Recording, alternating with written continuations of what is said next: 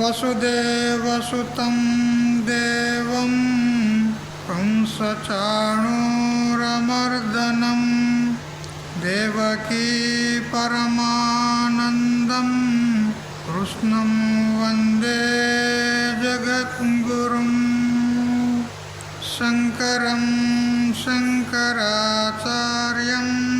కేశవం బాదరాయణం సూత్రభాష్యకృతో వందే భగవంతో పునః పునః ఈశ్వరో గురురాత్మేతి మూర్తిభేదవిభాగినే వ్యోమవద్వ్యాప్తదేహాయ దక్షిణామూర్తయే నమః యుక్తాహారవిహారాయ వివిక్తస్థలవాసినే మలయాళయతీంద్రాయ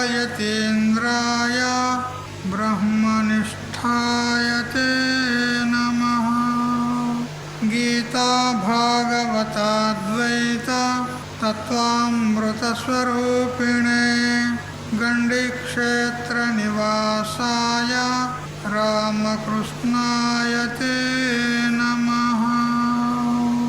ఓం పూర్ణమదః పూర్ణమిదం పూర్ణాత్ పూర్ణముదచ్యతే పూర్ణస్య పూర్ణమాదాయ పూర్ణమేవావశిష్యతే.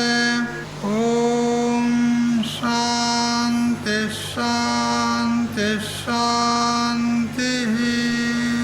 స్వాంత పరికల్పిత బ్రహ్మాండాంతర్వర్తి సకల చరాచర ప్రాణికోట్ల యొక్క అసత్ జడ దుఃఖ మోహాత్మకమైనటువంటి సకల ఉపాధుల కంటే విలక్షణమై సత్ చిత్ ఆనంద రూపం చేత స్వయం ప్రకాశమానమై వెలుగొందుచున్నటువంటి ప్రత్యేక భిన్న పరమాత్మకు సాష్టాంగ ప్రణమిల్లుతూ, ఆత్మీయులారా, శ్రీమద్ భగవద్గీత రాజవిద్య రాజగుహ్య యోగమనబడు 9వ అధ్యాయంలో 13 శ్లోకాలు పూర్తి చేసుకున్నాము.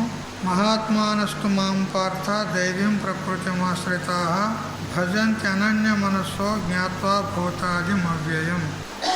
భూతాదిమి అవ్యయం. భూతాలకు ఆది. ఆది అనంటే కారణం. ఉపలక్షణంగా సంపూర్ణ బ్రహ్మాండానికి కారణము. మరి అవ్యయము నాశము కానిది. కారణము అనంటే కారణాలు అనేకం ఉన్నాయి. సాధారణ కారణాలు, అసాధారణ కారణాలు. అసాధారణ కారణాల్లో ఉపాదాన కారణము, వివర్త ఉపాదాన కారణము, నిమిత్త కారణము. మరి ఉపాదానంలో వివర్త ఉపాదానము మరియు పరిణామి ఉపాదానము అని ఈ విధంగా అనేక ప్రకారాలు ఉన్నాయి. మరి ఏ కారణం నువ్వు అని ఒకవేళ మనం ప్రశ్నించుకుంటే ఉపాదాన కారణం. ఉపాదానంలో కూడా ఏది పరిణామి కాదు. పరిణామి ఏది ఉంటుందో అది అనిత్యం ఉంటుంది, నాశవంతం ఉంటుంది. అందుకని వివర్త ఉపాదాన కారణం అంటే తాను చెడకుండా, తాను మారకుండా ఉన్నది ఉన్నట్టుగానే ఉండి జగద్రూపకంగా ప్రతీతి అవుతాడు. ఏ విధంగా తాడు తాడుగానే ఉంటుంది, తాడు పాము వలె కనపడుతుంది. కానీ తాడులో ఏ మార్పులు చేర్పులు పరిణామము అనేది రాదు. అట్లా పరమాత్మ కూడా తన యొక్క సుస్వరూప స్థితిలో ఉంటూ సత్తు చిత్తు ఆనంద రూపం చేత నిత్య శుద్ధ బుద్ధ ముక్త స్వరూపుడై ఉండి కూడా జగద్ రూపంలో భాసమానం అవుతాడు. అందుకని అవ్యయం అని మళ్ళీ ఇంకో విశేషణం పెట్టినాడు.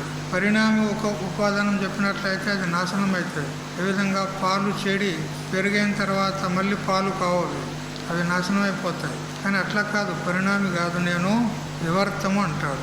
ఉన్నది ఉన్నట్టుగానే ఉండి అన్య రూపం చేత అంటే ప్రపంచ రూపం చేత కనపడుతున్నాను అంటాడు. ఇటువంటి పరమాత్మను ఎవరైతే దైవీం ప్రకృతిని సాత్విక స్వభావాన్ని ఆశ్రయించి అనన్య మనస్సు చేత భజిస్తారో వారు నన్ను తెలుసుకొని ముక్తులవుతారు అని చెప్పినాడు. అనన్య మనస్సు అనంటే పరమాత్మ నాకంటే అన్యము కాదు, నేను పరమాత్మ కంటే అన్యము కాదు అని ఈ విధంగా తన చేత అభిన్నంగా ఎవరైతే చింతన చేసి పరమాత్మ తత్వాన్ని తెలుసుకుంటారో వారే ముక్తులవుతారు అని చెప్పింది. ఎంతవరకు పరమాత్మ మనకంటే భిన్నంగా ఉన్నాడు, అతడు మనకు ఉపాస్యుడు, భగవంతుడు, మనం ఉపాసకులము, సేవకులము అనే భావన ఉన్నంత వరకు బరువు బాధలు తప్పవు. అంటే మళ్ళీ జన్మవర్ణ రూప సంసారం తప్పదు. ఎప్పుడైతే అభిన్నంగా చింతన చేస్తారో అప్పుడే అదే అభేద దర్శనం జ్ఞానం అంటారు. ఆ జ్ఞానం చేతనే మోక్షం కలుగుతుంది. దాని చేతనే అజ్ఞానం నివృత్తి అవుతుంది. ఇంకా పరమాత్మ వేరు నేను వేరు ఉన్నదంటే ఇంకా ఇక్కడ అజ్ఞానం ఉన్నట్టే, అజ్ఞానం నష్టం కాలే ఇంకా.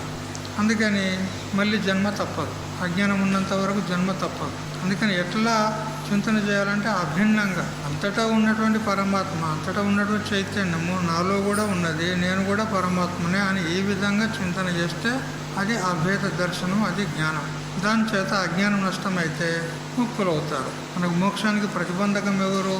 మోక్షం కలగకుండా అడ్డుగా నిలిచింది ఎవరు అంటే అజ్ఞానం. ఆ అజ్ఞానం నష్టం కావాలంటే దానికి విరోధి అయినటువంటి జ్ఞానమే కావాలి. జ్ఞానం కలగంది మనకు అజ్ఞానం నష్టం కాదు, మరి మోక్షం కలగదు. ఒక ఆయన బాటసారి ప్రయాణం చేస్తూ ఉన్నాడు. చాలా దూరం ప్రయాణం చేయాలి. పూర్వకాలంలో ఈ హోటళ్ళు, పూటకుళ్ళ ఇల్లు అనేది ఉంటుండే కదా, ఇవన్నీ ఏమి లేవు అప్పుడు. చాలా దూరం ప్రయాణం చేసేది ఉందని అతడు వెంట సద్ది కట్టుకున్నాడు, సద్ది మూట భోజనం. పోను పోను పోను పోను చాలా దూరం ప్రయాణం చేశాడు. మీద నుంచి ఎండ కొడుతున్నది, అలసిపోయాడు. ఒకవైపు ఆ ఎండ తాపము, ప్రయాణం యొక్క ఆయాసము, మరియు నెత్తి మీద మూట, సద్ది మూట ఉంటుంది, ఇంకా ఏమన్నా బట్టలు వగేరా ఉంటాయి. ఆ మూట ఒకవైపు మూట బరువు అవుతుంది, ఆ మార్గాయాసం ఒకటి ఉన్నది, మరి పైనుంచి ఎండ తాపం ఉన్నది కదా. అప్పుడు పోతూ ఉండగా ఒక దగ్గర జలాశయం కనపడింది. ఆ జలాశయాన్ని చూసి అక్కడ వృక్షం చూసినాడు, వృక్షం ఉంది అంత అక్కడ ఆగినాడు. జలాశయంలో కాళ్ళు చేతులు ముఖం మంచిగా కడుక్కున్నాడు. కడుక్కొని తను తీసుకుపోయినటువంటి ఆ సద్ది మూట తిన్నాడు. తిన్న తర్వాత ఇప్పుడు ఏమైంది? ఆ సద్ది అన్నం అభేదం అయిపోయింది కదా. ఇంతదంతా భేదం ఉండే, భిన్నంగా ఉండే. భేదంగా ఉన్నది, భిన్నంగా ఉన్నది మూట. అప్పుడు దాన్ని మొయ్యలేక బరువు అనిపించింది కదా. తిన్న తర్వాత బరువు అనిపిస్తుందా? అభేదం అయిపోయింది కదా. ఇప్పుడు బరువు లేదు, ఆయాసం కూడా లేదు, ఉల్టా శక్తి వచ్చింది మళ్ళా కడుపునే తిన్న తర్వాత. అందుకని ఎంతవరకు మనం భేదంగా భిన్నంగా పెట్టుకుంటామో అంతవరకు బాధ తాపం తప్పదు.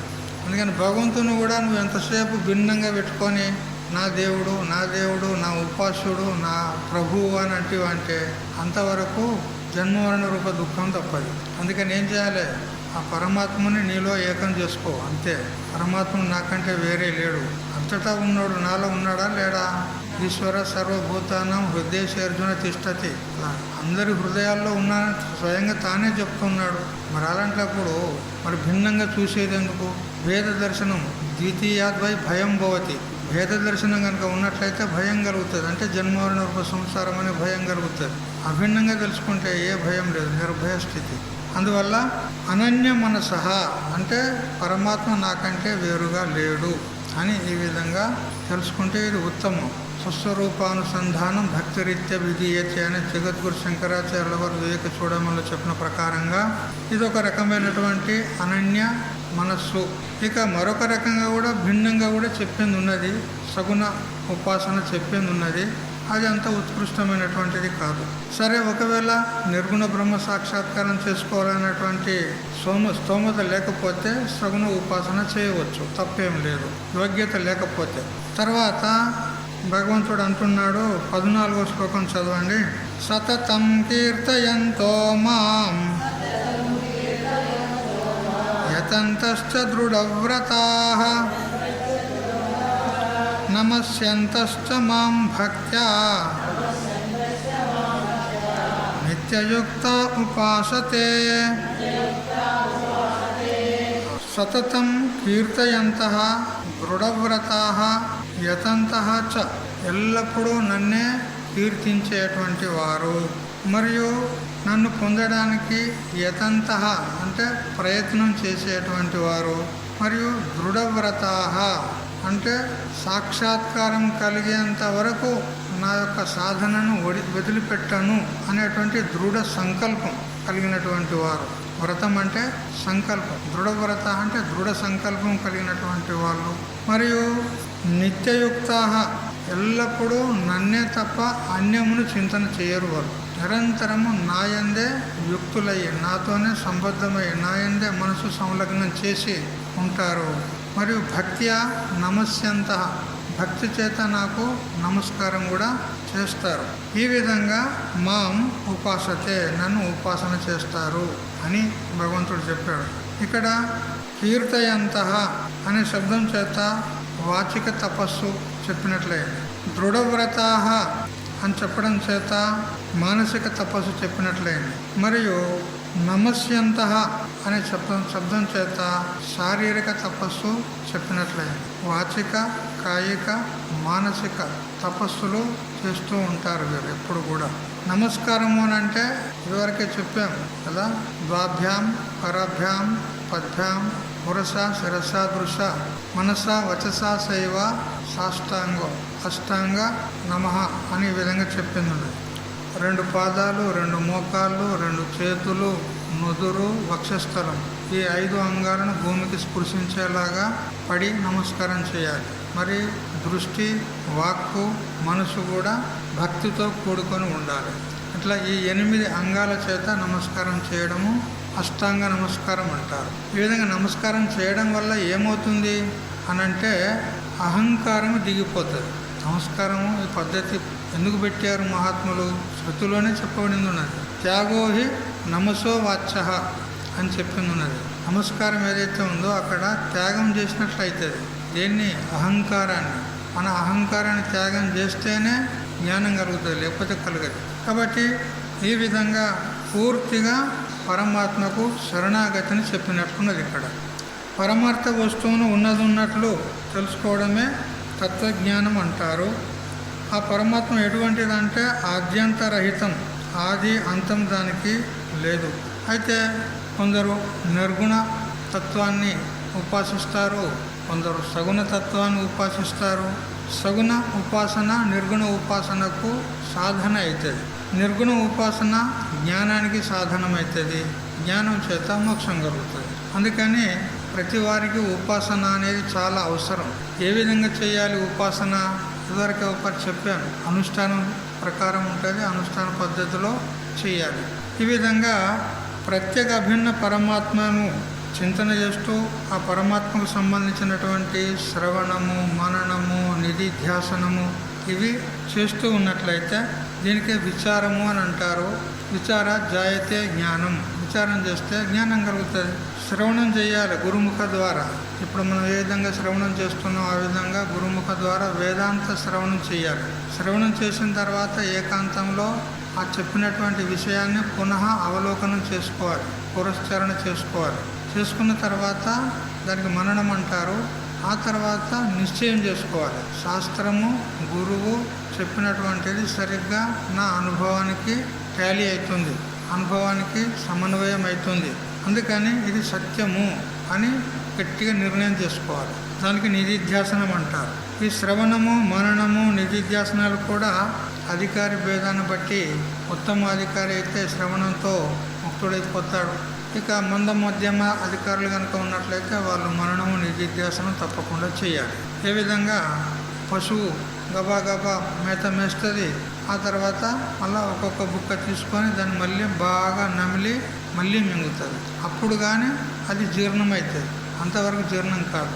అట్లా మనము గురుముఖ ద్వారా విన్నటువంటి దాన్ని మళ్ళీ ఏకాంతంగా కూర్చొని మననం చేయాలి, బాగా నిమ్మరేసినట్టు.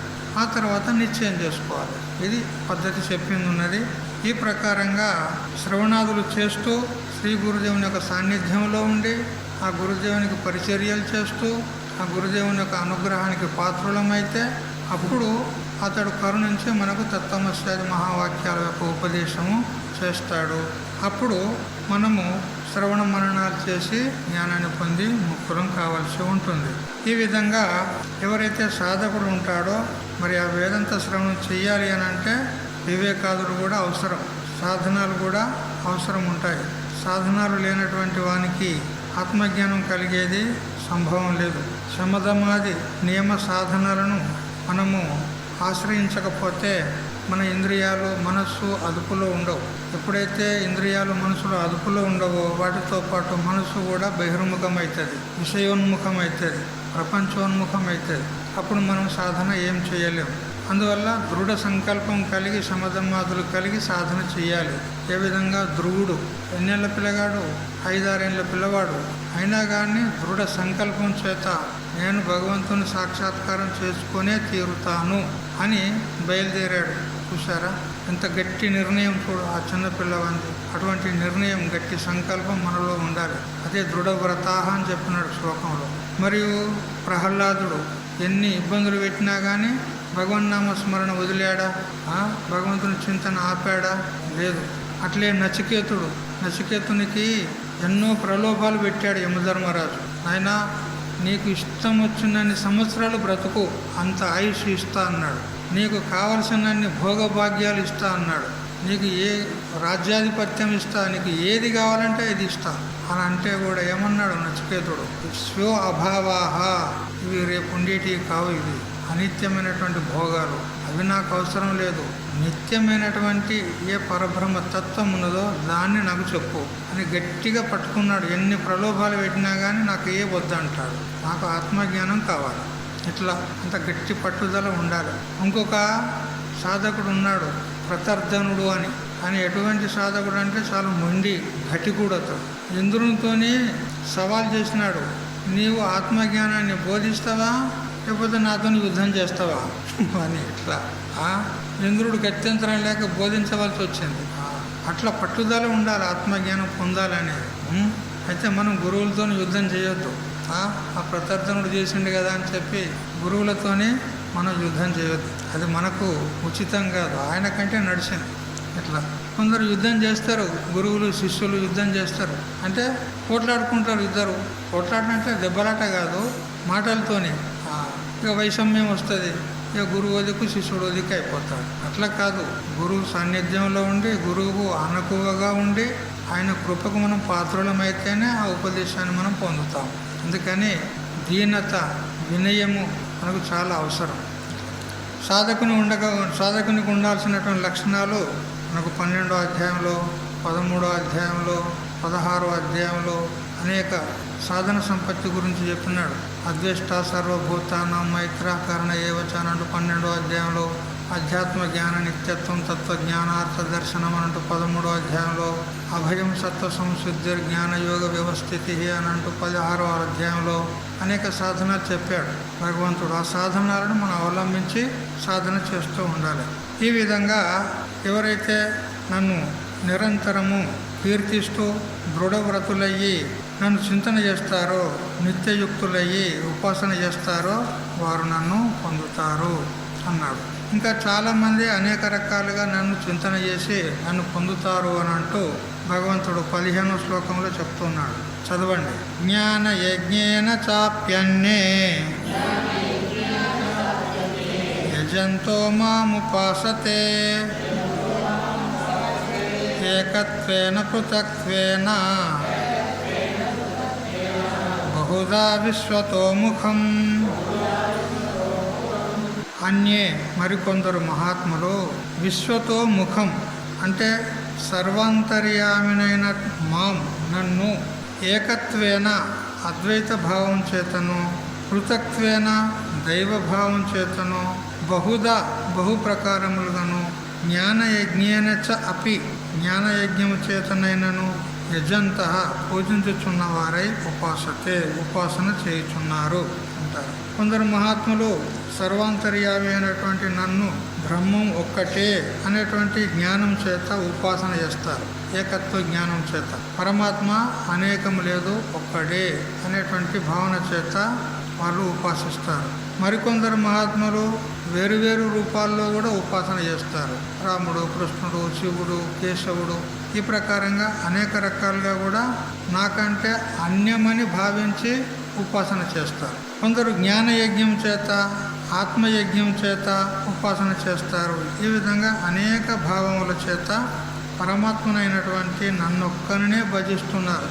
వారు వేరు భావన చేతనైనా అనన్య భావన చేతనైనా ఏ ప్రకారం చేత ఉపాసించినా కానీ సర్వదేవ నమస్కారం కేశవం ప్రసిగచ్చతి అని చెప్పిన ప్రకారంగా ఏ ప్రకారంగా ఉపాసించినా అన్ని రూపాల్లో నేనే కాబట్టి వారు ఉపాసించేది నన్నే అంటాడు. పరమాత్మ ఎట్లా ఉన్నాడు? సర్వత్రా వ్యాపించి ఉన్నాడా లేదా?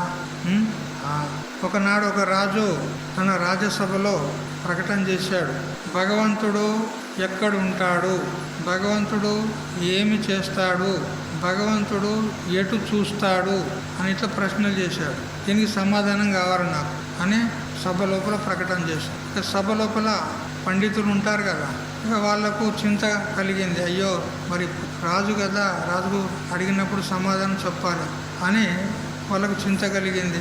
ఇక అందులో కులగురువులాగా ఒక పండితుడు ఉన్నాడు.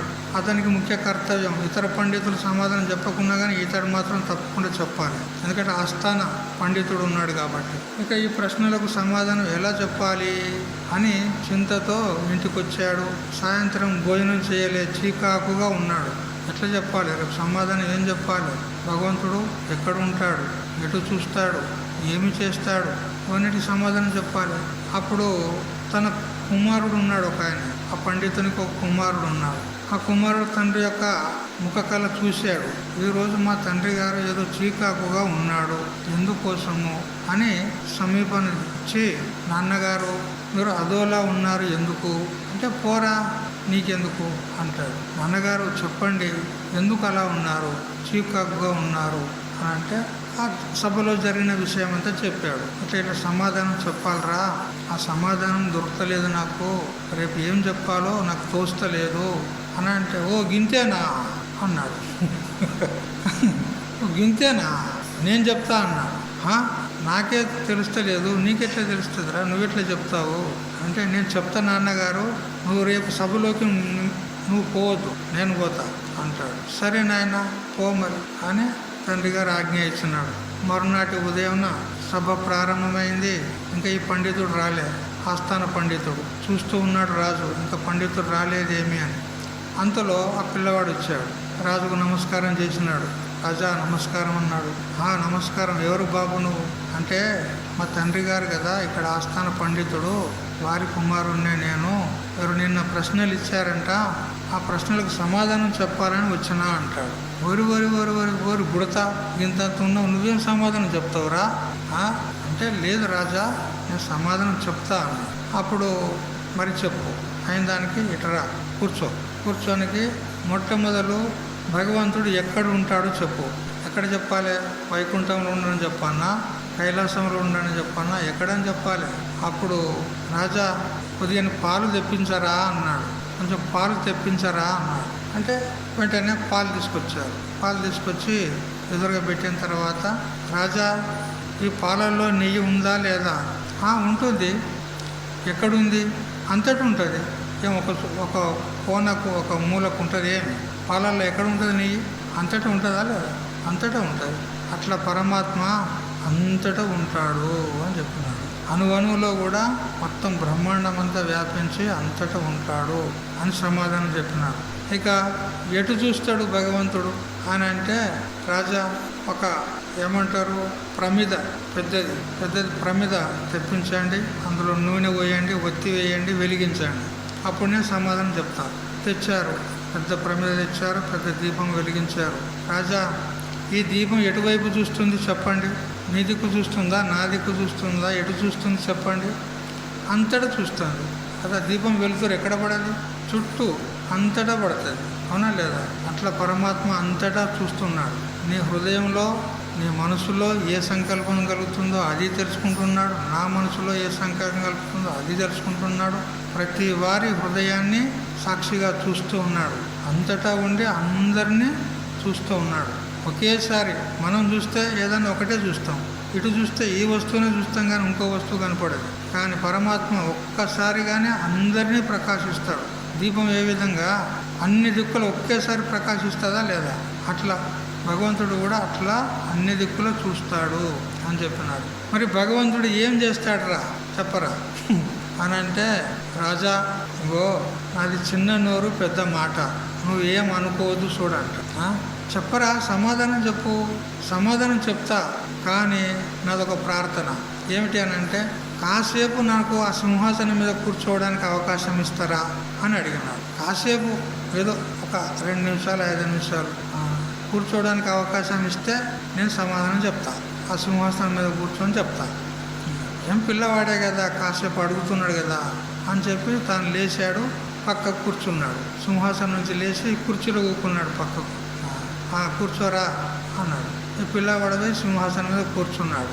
రాజా, భగవంతుడు గిదే చేస్తాడు అన్నాడు. భగవంతుడు గిదే చేస్తాడు. ఇంత దగ్గర నువ్వు రాజు అంటే, ఇప్పుడు నేను రాజునైనా, సింహాసనం మీద కూర్చున్నా, ఇప్పుడు రాజు ఎవరు? నేనైనా. నువ్వేమైనావు? రంకు అయిపోయినావు కదా. రాజా రంక్ బన్ సక్తే హై, రంక్ రాజా भी बन सकते हैं, यही भी ईश्वर का काम है. రంకు దరిద్రుడు కూడా రాజు అవుతాడు, రాజు కూడా దరిద్రుడు అయిపోతాడు. ఇదే చేసేది పరమాత్మ అన్నాడు. ప్రత్యక్షంగా నువ్వు చూస్తున్నావు కదా, ఇప్పుడు నేను రాజును, నువ్వు రంకు కింద ఉన్నావు. ఇక భగవంతుడికి ఇట్లే చేస్తాడు. అది కూడా స్వతహాగా బుద్ధిపూర్వకంగా చేయడు పరమాత్మ. వాని కర్మను బట్టే. స్వతహాగా చేస్తే అతనిలో దోషం వస్తుంది. మళ్ళా బుద్ధిపూర్వకంగా చేస్తే అతనిలో వైషమ్య నైర్గుణ్యం అనేటువంటి దోషం వస్తుంది. పరమాత్మ అట్లేం చేయడు, వీళ్ళ కర్మానుసారంగానే చేస్తాడు. ఈ విధంగా పరమాత్మ అంతటా ఉన్నాడు, అన్ని వైపులా చూస్తూ ఉన్నాడు. మరి రాజు పోయి రంకు అవుతాడు, రంకు పోయి రాజు అవుతాడు. ఇది పరమాత్మ చేస్తాడు ఇట్లా అని సమాధానం చెప్పినాడు. కాబట్టి పరమాత్మ ఎక్కడున్నాడు అంటే సర్వాంతర్యామి, అందరి యొక్క హృదయాల్లో ఉండి, ఆ హృదయం నుండి అతడు ఆ జీవులను ప్రేరణ చేస్తున్నాడు. యహ పృథివ్యాం తిష్టన్ పృథివీం యమయతి యమ్న పృథివీ వేద. బృహదారణ్యక ఉపనిషత్తు చెప్తుంది, పృథ్వీలో ఉన్నాడు పరమాత్మ, పృథ్వీని నియమనం చేస్తూ ఉన్నాడు. కానీ పృథ్వీ దాన్ని తెలుసుకోలేదు, పరమాత్మను తెలుసుకోలేదు. ఇట్లా ప్రతి భూతంలో ప్రతి ప్రాణిలో అంతటా ఉండి అందరినీ ప్రేరణ చేస్తూ ఉన్నాడు. కానీ అతడు మాత్రం దేనికి తెలియబడడు. ఇంకో ఇది సర్వాంతర్యామి అంటే. యమనము అంటే నియమనం చేయుట, అంతః అంటే లోన, సర్వ అంటే అన్ని ప్రాణుల యందు, అన్ని ప్రాణుల లోన ఉండి నియమనం చేసేవాడు, ప్రేరణ చేసేవాడు సర్వాంతర్యామి. ఇటువంటి సర్వాంతర్యామి అయినటువంటి నన్ను వాళ్ళు తెలుసుకొని ఆ సర్వాంతర్యామైనటువంటి బ్రహ్మ ఒకటే అనేటువంటి జ్ఞానం చేత ఉపాసిస్తారు. ఏకమేవ అద్వితీయం బ్రహ్మ అని ఈ విధంగా ఉపాసన చేస్తారు. కొందరు భిన్నంగా కూడా ఉపాసన చేస్తారు. ఈ విధంగా ఆత్మయజ్ఞము, జ్ఞానయజ్ఞము అనేటువంటి అనేక సాధనాలను అవలంబించి ఉపాసనలు చేస్తూ ఉంటారు అని భగవంతుడు చెప్తూ ఉన్నాడు. కొందరు జ్ఞానయజ్ఞంతో ఉపాసిస్తున్నారు. అంటే తాను ఆరాధించవలసినటువంటి దేవతా స్వరూపాన్ని తాత్వికంగా అంటే యథార్థంగా తెలుసుకొని జ్ఞానయజ్ఞంతో ఉపాసన చేస్తారు. కొంతమంది అభేదంగా, కొంతమంది భేదంగా, కొందరు భేదాభేదంగా ఉపాసిస్తారు. ఆ పరమాత్ముడే నానా స్వరూపంగా ఉన్నాడు.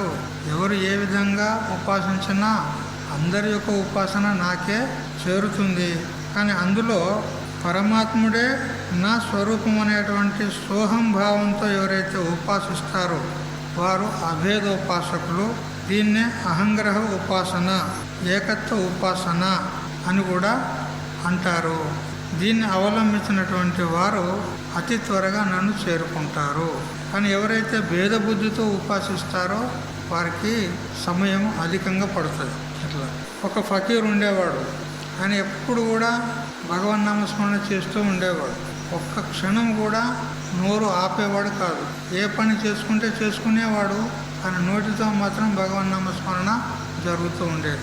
ఓం నమో భగవతే వాసుదేవాయ, ఏదో తను గురువు ఇచ్చిన మంత్రం ఎప్పటికీ అంటూ ఉంటాడు. ఓం నమో భగవతే వాసుదేవాయ, ఓం నమో భగవతే వాసుదేవాయ, ఓం నమో భగవతే వాసుదేవాయ.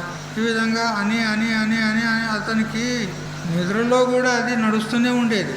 ఆ జపం అది అట్లా అంటుకుపోయింది, నాలుకకు శ్వాసకు అంటుకుపోయింది, ఎల్లప్పుడూ నడుస్తూనే ఉండేది, అలవాటైంది. ఎప్పటికీ పెదవులు ఆడుతూ ఉండేది ఆ మంత్ర జపం చేస్తున్నప్పుడు. ఒకనాడు ఆయన మంగళాయన దగ్గరికి పోయినాడు క్షవరం చేసుకోవడానికి. పోతే ఆడ ఆ మంగళాయన అంటాడు, సగం చేసిండు, ఈ మీద గుండెంతా చేసిండు, ఇక గడ్డం చేయాలి. గడ్డం చేయాలంటే ఈ పెదవులు కదలొద్దు కదా. కదా. పెదవులు కలిగితే గడ్డం ఏంటో చేస్తాడు అతడు. ఓ స్వామీజీ, నువ్వు పెదవులు కదిలియకు, నువ్వు కదలకుండా ఉంటా అంటే చేస్తా. లేకపోతే నాకు కష్టమైతే మళ్ళీ నీకే తెగుతుంది, కత్తి నీకే తెగుతుంది అని అంటే, అప్పుడు అతడు అంటాడు, ఎప్పుడైతే నా సాధనకు నా అనుష్ఠానానికి భంగం అవుతుందో ఇటువంటి క్షవరం నాకు వద్దే వద్దని సగం చేసుకున్నాడే లేచిపోయాడు. అంటే భగవంతుని యొక్క నామస్మరణమే అంత నిష్ఠ అన్నమాట. గడ్డం సగం ఉంటే ఉండని, కానీ భగవన్ నామస్మరణే వదిలిపెట్ట అని సగం చేసుకొని వెళ్ళిపోయాడు. అంటే నిష్ఠ అట్లా ఉండాలి, పట్టుదల అంటే గట్లా ఉండాలి. చూసారా, ఈ విధంగా అనేక మంది అనేక రకాలుగా వాళ్ళకు అనుకూలమైనటువంటి సాధనాలను అవలంబించి ఉపాసన చేస్తారు. ఏది కూడా వ్యర్థం కాదు. కాకపోతే కొన్ని దూరం సాధనాలు, కొన్ని దగ్గర సాధనాలు అంతే. ఇక ఆ భక్తి యొక్క ప్రకారాన్ని మహాత్ములు అనేక రకాలుగా చెప్పినారు. మధుసూదన సరస్వతి స్వామి అంటాడు, దాసోహమితియా బుద్ధి పూర్వమాసి జనార్దనే దకారాప హృతస్థేనే గోపీ వస్త్రాపహారిణ అన్నాడు. నేను భగవంతుణ్ణి దాసోహం దాసోహం దాసోహం అని ఆరాధించేవాడిని. అంటే భగవంతుడు నాకు పూజ్యుడు, ఆరాధ్యుడు, ఉపాస్యుడు, నేను అతన్ని సేవకుణ్ణి అని ఈ విధంగా నేను భగవంతుణ్ణి ఆరాధించేవాడిని. ఈ విధంగా ఆరాధించగా కొంతకాలానికి ఏమైందంటే ఆ భగవంతుడు దొంగతనం చేసేది అలవాటు కదా భగవంతునికి, ఆ కృష్ణునికి కదా. చిన్నప్పటి నుంచి దొంగతనం చేసేది అలవాటు కదా.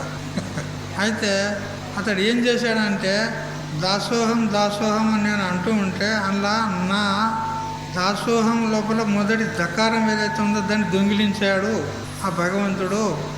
ఏం మిగిలింది చెప్పండి? దాసోహం. అందులో దకారం దొంగిలించాడు భగవంతుడు. ఇంకేం మిగులుతాయి చెప్పండి? దాసోహం. 3 అక్షరాలు. 3 అక్షరాల్లో మొదటి ఒకటి పోయింది, ఇక 2 అక్షరాలు ఉంటాయి. ఏంటి అవి చెప్పండి? దా పోయింది, సోహం. సోహం మిగిలింది. సహ అంటే అతడు, అహం అంటే నేను, అతడే నేను, నేనే అతన్ని, ఇట్లా అయిపోయింది. అంటే ఇదివరక భేద బుద్ధితోని నేను భగవంతుని ఉపాసిస్తే ఉపాసన చేయగా చేయగా ఆ భేద ఉపాసననే అభేదంలో మారిపోయింది. సోహం సోహం అయిపోయింది. అంటే నువ్వే నేను, నేనే నువ్వు. సహ అంటే అతడు, అహం అంటే నేను, అతడే నేను, నేనే అతడు. ఇట్లా అభేదంలో మారిపోయింది. భేద ఉపాసన అభేదంలోకి మారిపోయింది. చూసారా? అట్లా ఉపాసన చేయాలి, భేద బుద్ధితో ఎందుకు కాదు, చెయ్యాలి. చేయగా చేయగా చేయగా అది ఆ భేదానికి దారితీస్తుంది. ఒక చోట పెద్ద కార్యక్రమం అవుతుంది, భక్తులందరూ వచ్చారు. చాలా పెద్ద కార్యక్రమం, వేల మంది వచ్చారు. అయితే వాళ్ళందరికీ ఒక బావి చోట స్నానాలకు ఏర్పాటు చేశారు. ఆ బావి పెద్ద బావి ఉన్నది. ఆ బావి చుట్టూ ఇంత పెద్ద కట్ట కట్టారు. ఎవరైనా బావిలో పడతారు కదా అందుకని చెప్పి చుట్టూ కట్టారు. కట్ట కట్టి దానికి సిమెంట్తో మంచిగా అంతా చేశారు, ప్లాస్టర్ చేశారు మంచిగా. అయితే అందులో ఒక భక్తుడు ఆ పూర్వం బొగ్గుతోని పనులు దోముకుంటారు కదా, బొగ్గుతోనే పనులు దోముకుంటుంటారు. పనులు లేని వాళ్ళు, పనులు ఉన్న వాళ్ళు కూడా బొగ్గుతో తోమేది. పనుల బొగ్గు లేదా ఇటుకపు ఇట్లా బొగ్గు పొడితోని పనులు దొమ్ముకోండి. అయితే ఆ కట్టె బొగ్గు ఒకటి నీళ్లు కాగబెట్టారు కదా, నీళ్లు కొందరు స్నానం చేసేటోళ్ళకు గరం నీళ్ళు కావాలి, వేడి నీళ్ళు కావాలి. ఆ వేడి నీళ్ళ కోసము వాళ్ళు కట్టెలు పెట్టి మంటలు పెడితే ఆరిపోయినటువంటి కట్టెలు బొగ్గు ఉంటుంది కదా, ఆ బొగ్గు తీసుకునేది పనులు దొమ్ముకునేది. అయితే ఒక భక్తుడు ఏం చేసినాడంటే ఆ కట్టెకున్నటువంటి ఆ బొగ్గు తీసుకొని ఆ గోడ మీద, ఆ చుట్టూ బాయికి గోడ కట్టిండ్రు కదా, ఆ గోడ మీద దాసోహం అని రాశాడు వాడు. మన భక్తి ఏదో దాసోహం అని రాశాడు. ఇంకొకడు అద్వైతవాది, వాడు అద్వైతం. దాసోహం అంటే భగవంతుడు వేరే నేను వేరే కదా, కాదు నేను అద్వైతనున్నా, భగవంతుడు ఒక్కడే ఏమే. అందుకని ఆ దా పక్క పని ఒకటి సా పెట్టాడు, సదాసోహం అయిపోయింది. దాసోహం పోయి సదాసోహం, నేను ఎల్లప్పుడూ అతడినే నేను, నేనే అతడు, అతనికి నాకు ఏం భేదం లేదు అని అయిపోయింది దాని అర్థం. మొదలేమో దాసోహం ఉండే. ఇక ఆ తర్వాత మళ్ళా తెల్లారి ఆ భక్తుడు వచ్చిండు, మొదలు దాసోహం రాసిన భక్తుడు. వాడు చూస్తారు, అరే సదాసోహం అయిపోయింది, అంత బేకార్ అయిపోయింది. అట్ట కాదు. అందుకని వాడు ఆ సా పక్క పంటే మళ్ళీ ఒక దా రాశాడు. మళ్ళొక దా రాసిండు. అప్పుడు దాసోహం అయిపోయింది. నేను భగవంతుడా నీ దాసున్నే కాదు, నీ దాసులకు కూడా నేను దాసుని అన్నట్టు అయింది. అది దాసోహం. మళ్ళీ తెల్లారి ఈ అద్వైతవాది వచ్చేవాడు. వాడు చూస్తే అరే దాసుడు ఎట్లయితుంది, ఈ దాసత్వం పనికిరాదు. మళ్ళీ ఇంకో సా పెట్టండు. సదాసోహం నేను అంటాడు. ఇట్లా అక్షరాలు పెంచుకుంటూ పోయినారు. దా సా అక్షరాలు పెంచుకుంటూ పోతే ఆ గోడ మొత్తం నల్లగా అయిపోయింది. ఆడికి అంతా. వాడు ఆ బావి తవ్వినోడు యజమాని వచ్చి అంటాడు, ఏ వడ్రా వీనికి పని లేనట్టున్నది, మొత్తం గోడ అంతా నల్లగా చేసినారు అని చెప్పి ఆ స్నానం చేసే వాళ్ళకి అడిగితే, అయ్యా వాళ్ళిద్దరూ పోటీల మీద పోటీలు పెట్టుకొని ఒకడు అక్షరం రాస్తే ఇంకో అక్షరం రాస్తాడు అని అంటే, ఇగో మీ భక్తి మీ హృదయంలో పెట్టుకోండి, గోడ మీద పెట్టకుండ్రి. మీ భక్తి గోడ మీద పెట్టుకుండ్రి, మీ భక్తి హృదయంలో పెట్టుకొని నా గోడ శుభ్రంగా ఉండని అని చెప్పి మళ్ళీ అంత కడిగి శుభ్రం చేశాను. అంటే ఒకడు అద్వైతి, ఒకడు ద్వైతి. నా దేవుడు వేరే నేను వేరే అని ఒకడు అంటాడు ద్వైతవాది, దేవుడు నేనే అని అద్వైతవాది అంటాడు. వీళ్ళది ఈ విధంగా ఒక పోట్లాట అన్నమాట. ఆ విధంగా పోట్లాడాల్సిన అవసరం లేదు. ఎందుకంటే విశిష్ట శుద్ధ నాచరిచ్చతే అనే న్యాయం చేత భగవంతుడు భిన్నంగా ఉన్నప్పటికీ కూడా, సాకార రూపంలో ఉన్నప్పటికీ కూడా, ఆ సాకార రూపం ఏదైతే ఉందో అది కల్పితం ఉన్నది. ఆ శరీరానికి అధిష్టానమైన చైతన్యం ఏదైతే ఉందో అది ఒకటే. వేరుగా భావించినా అభిన్నంగా భావించినా ఉన్నది ఒకటే. అందుకని పోట్లాడొద్దు. నా దేవుడు గొప్ప, నా దేవుడు గొప్ప, నా మతం గొప్ప, నా మతం గొప్ప అని పోట్లాడేది లేదు. అసలైనటువంటి వేదాంతి కనుక ఉన్నట్లయితే, యథార్థంగా ఆ పరబ్రహ్మతత్వాన్ని అనుభవానికి తెచ్చుకున్నవాడు ఉన్నట్లయితే, ఎవరు ఏ విధంగా సాధన చేసినా కానీ ఎవ్వరికి కూడా ఏమనడు. చూడు, వాళ్ళ యోగ్యతను బట్టి, అధికారాన్ని బట్టి వాళ్ళు సాధన చేస్తున్నారు. వాళ్లకు ఈ సాధన చేత నీకు మోక్షం కలుగుతుందా అని ఒకవేళ వాళ్ళను మనం నిరుత్సాహపరిచినాం అనుకో, వాడు ఆయనతో సాధన కూడా చేయలేక పతనం అయ్యేందుకు అవకాశం ఉంది. అందుకే మహాత్ములు ఎవరిని కూడా ఏమనరు. వాళ్ళు చేసే సాధనలోనే ఇంకా మంచిగా చేయండి నాయన, ఇంకా గట్టిగా చేయండి, దృఢంగా చేయండి, నిరంతరంగా చేయండి అని ఇట్లా ప్రోత్సాహాన్ని ఇస్తాడు. అందుకని ఎవరిని కూడా తిరస్కరించాడు. నబుద్ధి భేదం జనయేత్ అజ్ఞానం కర్మసంజ్ఞనం అని భగవంతుడు చెప్పాడు. అజ్ఞపురుషులు వాళ్ళకు అనుకూలమైనటువంటి వాళ్ళ సామర్థ్యాన్ని బట్టి సాధనాలు ఎన్నుకొని సాధన చేస్తూ ఉంటారు. కర్మలు చేస్తారు, జపం చేస్తారు, ఏదేదో చేస్తారు. చేసినంత మాత్రాన ఇది అయోగ్యం ఉన్నది, దీంతో మోక్షం కలుగుతుందా, జ్ఞానంతో మోక్షం కలుగుతుంది, కానీ నువ్వు జపం చేసుకుంటా ఎన్ని రోజులు ఉంటావు అని ఈ విధంగా వాళ్ళకు నిరుత్సాహపరచరాదు. ఎందుకంటే వాళ్ళు జ్ఞానానికి అధికారం లేనే లేదు వాళ్ళ లోపల. ఇప్పుడు ఎట్లా జ్ఞానాన్ని సాధిస్తారు వాళ్ళు? శ్రవణాదులు ఎలా చేస్తారు? వాళ్ళకు యోగ్యత కూడా రావాలి కదా. ఆ యోగ్యత లేదు. ఆ యోగ్యత ప్రాప్తం అయ్యే దగ్గర ఈ సాధనాలు చేయవచ్చు, తప్పులేదు అని మహాత్ములు ఎవరిని కూడా తిరస్కరించరు. అందుకని ఎవరికి ఏ సాధన నచ్చితే ఆ సాధనను అవలంబించి ద్వైత రూపంగా కానీ అద్వైత రూపకంగా కానీ ఏ రూపకంగానే కానీ సాధన మాత్రం వదలరాదు, నిరంతరం సాధన చేస్తూ ఉండాలి అని చెప్పినాడు. తర్వాత భగవంతుడు ఇప్పుడు ఈ రెండో ఘట్టం రెండవ షట్కం ఏదైతే ఉందో, ఈ ద్వితీయ షట్కం ప్రధానంగా ఉపాసనాపరం. మొదటి షట్కము కర్మ షట్కం, కర్మ ప్రధానం. ఈ రెండవ షట్కము ఉపాసనాపరం, ఉపాసనా షట్కం. అయితే భగవంతుడు ఇక్కడ 4 శ్లోకాల ద్వారా తన యొక్క విభూతులు చెప్తున్నాడు. 16వ శ్లోకం నుంచి 19వ శ్లోకం దగ్గర భగవంతుడు తన యొక్క విభూతులను చెప్తూ ఉన్నాడు ఉపాసన కోసం. ఆ శ్లోకాలు చదువుకుందాము. 16వ శ్లోకం చదవండి. 16, 17, 18, 19. అహం క్రతురహం యజ్ఞః స్వదాహమహమౌషధం మంత్రోహమహమేవాజ్యం అహమగ్నిరహం హుతం పితాహమస్య జగతో మాతా ధాతా పితామహః వేద్యం పవిత్రమోంకారః రుక్సామయజురేవ చ గతిర్భర్తా ప్రభుః సాక్షి నివాసశరణం సుహృత్ ప్రభవః ప్రళయస్థానం నిదానం బీజమవ్యయం తపామ్యహమహం వర్షం నిగృహ్ణాముత్సృజామి చ అమృతం చైవ మృత్యుశ్చ సదసచ్చాహమర్జున. ఈ విధంగా 4 శ్లోకాల ద్వారా భగవంతుని యొక్క విభూతులు చెప్పినాడు. అవి క్రమంగా రేపటి నుంచి తెలుసుకుందాం. హరి ఓం తత్సత్. ఓం సహనావతు సహనౌ భునక్తు సహ వీర్యం కరవావహై తేజస్వినావధీతమస్తు మా విద్విషావహై.